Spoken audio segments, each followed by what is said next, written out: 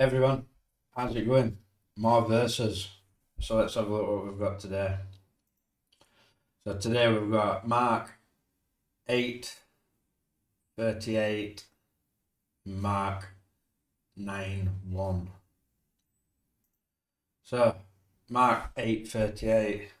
Whosoever therefore shall be ashamed of me and of my words in this adulterous and sinful generation, of him also shall the Son of Man be ashamed when he cometh in the glory of his Father with the holy angels. So we've got that word generation again. Exactly the same one as we covered yesterday, G1074.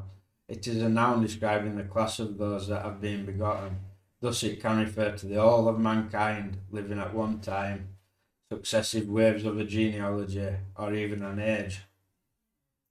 We have to take into context what's being said in the rest of this chapter to understand in what respect generation means. He's talking to multitude, he's talking to disciples, he's obviously talking to the people alive at that time, and he's literally saying, look, if you're ashamed to openly and publicly profess your faith, then when judgment comes and he comes with his angels to judge, he'll deny you, he'll be ashamed of you in front of the Father. There's no in this verse, took out of context might I add, that suggests that Jesus come back in 70 AD. So that's that verse. Mark 9:1. And he said unto them, Verily I say unto you, that there be some of them that stand here which shall not taste of death till they have seen the kingdom of God come with power. So again, we've just got that one verse. It's took out of context. You see, a week later, Jesus takes Peter, James, and John up the mountain and is transfigured. They're witness to Jesus as King of Heaven in his kingdom in all power and glory, talking to Moses and Elijah.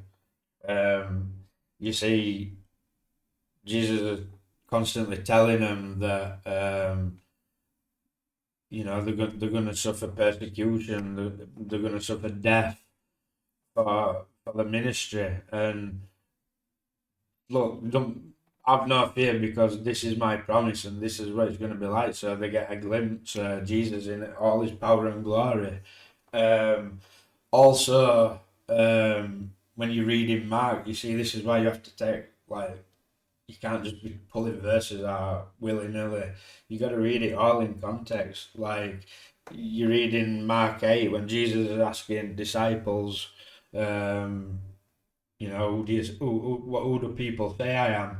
And they're saying Elijah and prophets, and then he says to disciples, but who do you say I am? And there's only Peter speaks up, and Peter says, you are the Christ, you are the Messiah.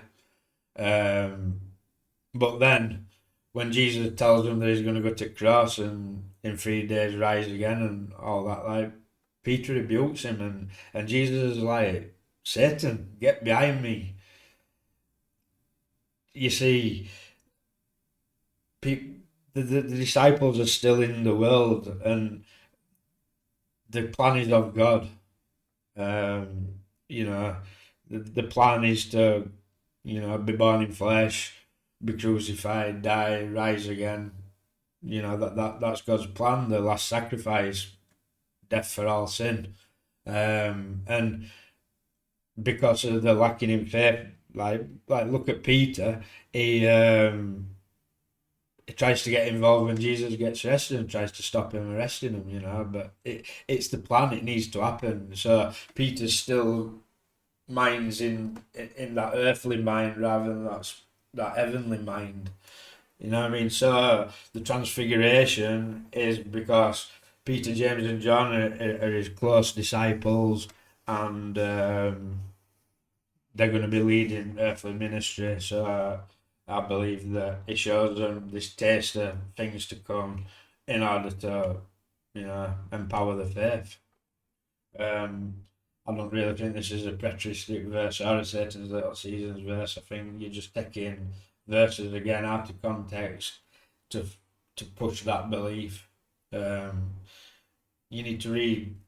You just need to read it. It all just flows. It just follows after. Follows after. You know, things that are said reflect things that have previously been spoke about. You know, you can't just pull verses out willy nilly and say, "Look, Jesus come back in 70 AD." No, don't work like that. Anyway, hope you enjoyed it, and I'll see you on the next one.